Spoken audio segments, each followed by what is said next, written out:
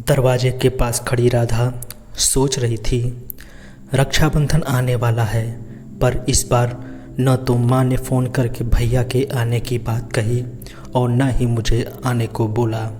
ऐसा कैसे हो सकता है? हे भगवान, घर पर सब कुछ ठीक हो।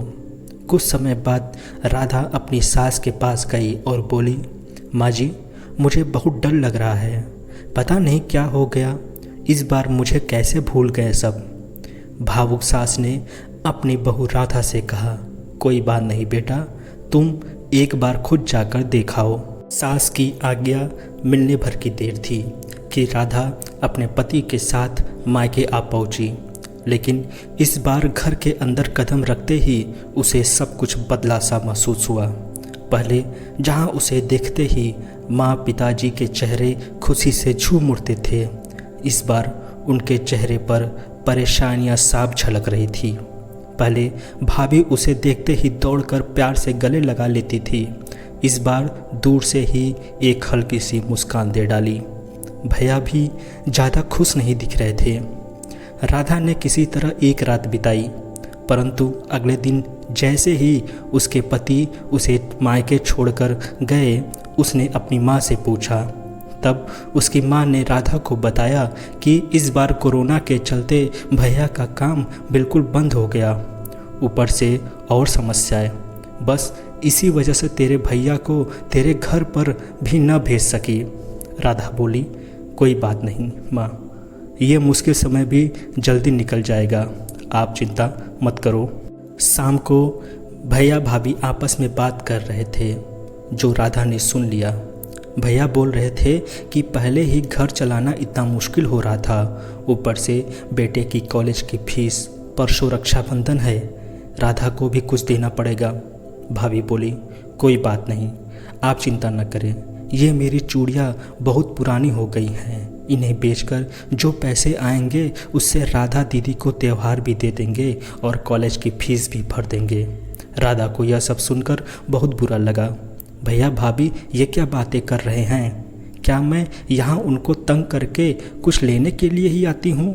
वह अपने कमरे में आ गई।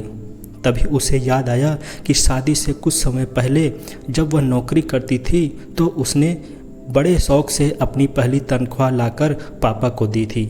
तब पापा ने कहा था, ये पैसे अपने पास ही रख ले बेटा, मुश्किल वक्त में काम आएगा। इसके बाद वह हर महीने अपनी सारी तनख्वाह बैंक में जमा करवाती थी। शादी के बाद जब भी मायके आई तो माँ ने उसे पैसे निकालने को कहा, पर राधा हर बार कह देती थी कि अभी मुझे ज़रूरत नहीं, पर आज उन पैसों की उसके परिवार की ज़रूरत है। वह अगले दिन सुबह भतीजे को साथ लेकर बैंक गई और सारे पैसे निकालकर पहले भतीजे की कॉलेज फीस जमा की और फिर घर का ज़रूरी सामान खरीदकर घर वापस आ गई। अगले दिन जब भैया को राखी बांधी तो भैया ने भरी आंखों से उसके हाथ में 100 रुपये का नोट दिया। राधा मना करने लगी तो भैया बोले, ये तो शगुन है पगली, मना मत करना।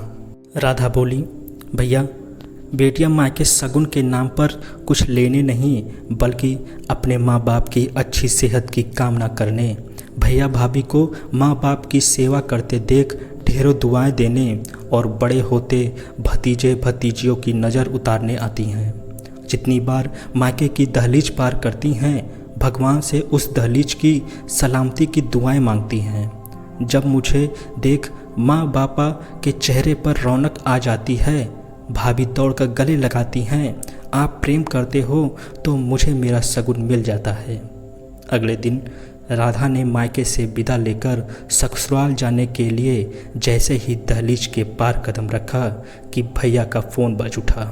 उन्हें अपने व्यापार के लिए बहुत बड़ा ऑर्डर मिल गया था। वे सोचने लगे, सचमुच बहन बेटियां मायके कुछ लेने नहीं बल्कि अपनी बेशकीमती दुआएं देने आती हैं। आशा करता हूँ आपको यह कहानी पसंद आई होगी। हमारे चैनल को सपोर्ट कीजिए, अपने दोस्तों के साथ वीडियो को शेयर ज़रूर करें। ऐसे और वीडियो देखने के लिए हमारे चैनल को सब्सक्राइब करना न भूलें। तब तक के लिए थैंक यू सो मच।